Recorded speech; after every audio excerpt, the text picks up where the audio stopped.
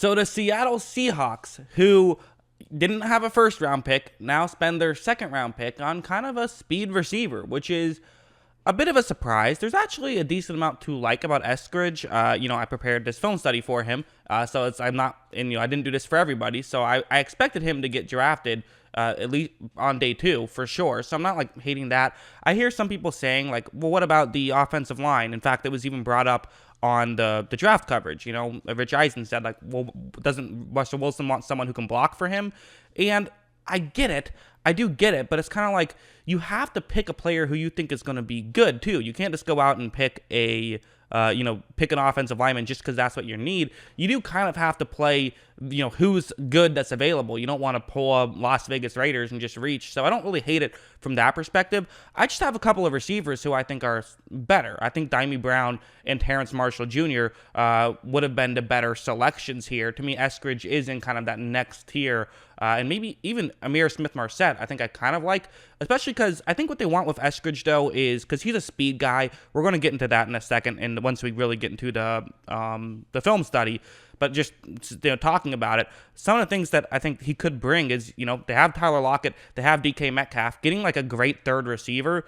Honestly, that's a huge thing because you can double 2 guys sometimes. You can't double 3 guys unless you're only going to play a 3-man coverage. And you saw with Tampa Bay against Kansas City, there was times when Kansas City's double teaming Evans and Godwin, and then Antonio Brown gets a one-on-one matchup. So maybe that's just their idea, is get that third receiver. He is someone who can run a great slant. We'll talk about that. So that's probably the idea. I think Dyami Brown would have been a better fit for that role, just being honest. But you know what? We can sit here and say, oh, I think this guy's better. I think that guy's better. I think he'll help the Seahawks, and that's what you want to do here is help the Seahawks with your draft picks. So I'm not going to kill it whatsoever. Let's get into the film study, talk about what he's going to bring to Seattle. So let's start things off with this play, and what's going to end up happening is that it's going to be a man coverage play, and he's running a slant route over the middle. So that's what he's going to do on this one. And watch out right when this play starts. So good first step. That's one of the first things you'll notice about him as he's about to get open. He has that really good first step, and he also has speed to go along with it. He apparently ran a 4.38, although that's probably closer to a 4.48 because that's his pro day time, which are notoriously makes you look a little better. That's just how it tends to work. But then I watch this cut, and he gets even more yards with this, run after the catch type thing. So how well would that work in the NFL?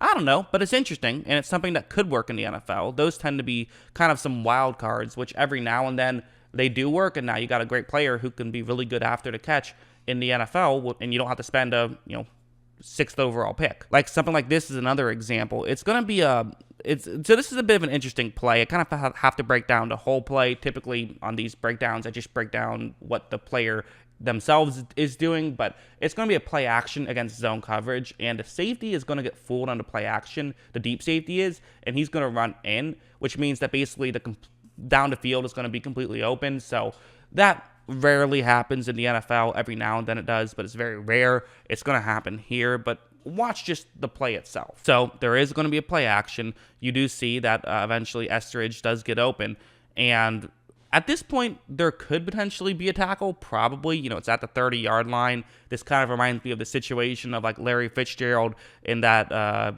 Super Bowl that they ended up losing, where it's like you kind of just have to win this foot race right here, and he can absolutely win some foot races. Watch him just run by everyone, and he is going to get into the end zone for a touchdown here. One thing I like will be shown on this one, where it's going to be a wide receiver screen play, so you have 2 receivers running out the block, and then you're going to have Eskridge just take a step forward, takes the catch, and then he's going to run. You guys know how screen passes work. I don't have to explain it any further. And watch out right when this play starts. So, takes this pass, but this was a really good read by the defender right here for Ball State. So that's a weird college name. But anyways, back to Eskridge.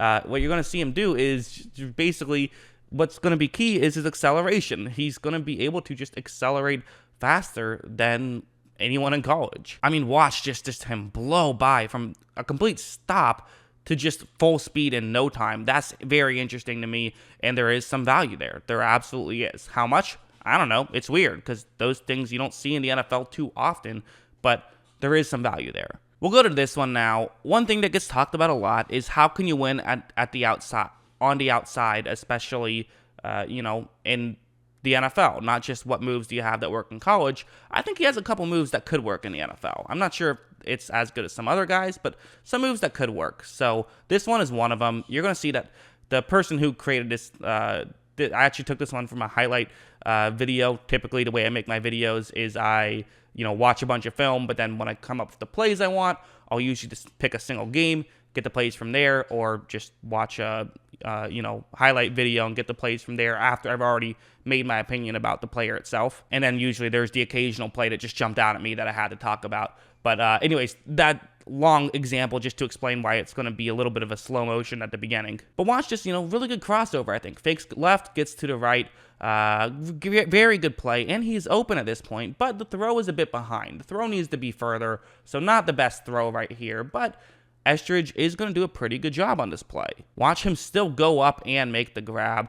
Maybe he didn't even have to jump, but again, it's hard to say because the defensive backs could have maybe jumped up and made the grab. So make the catch however you can make the catch. Pretty good play there by Eskridge, I would say. And now I want to bring up this one because this is another good example, I would say, where honestly, if you can win on the outside with speed, that can set other things up in a key way. So this is going to be a curl route, but again, keep in mind, he can win with speed. So that's kind of what a defensive back is typically going to be trying to do here. But also, before we even get to, or not trying to do, trying to prepare for, but also what you need to look at on this play is going to be the hand fighting on the line, really how Eskridge is going to kind of react to one, it's press coverage, there is going to be contact, but watch how he reacts to it. He actually creates the contact first, which I think is fun, which now gets him in a much better situation. So, okay, now you have the Central Michigan player saying, oh crap, I have to hurry up and get over there as quick as possible. This is not a good situation. And because of that, you can now have Eskridge just stop, and it's just going to work out better because obviously what's coming, the defensive player doesn't. And watch how he does stop and gets completely wide open and even makes a move to pick up even more yards. So again, how much will all of this work in the NFL? That is the big question. If I had to guess, I would say not incredibly well, but he's just an interesting player, someone I'm going to keep an eye on. I think there is value here. I don't see him being a star, but I don't see him being a complete nothing player that you forget about in 3 years either. I suppose that's possible, but I don't know. Interesting player. I'm very interested in all these wide receivers, so I wanted to talk about him. That's what I think about this pick. What do you guys think? Let me know in the comments below. Always love hearing from you, and of course, as always, thanks for watching.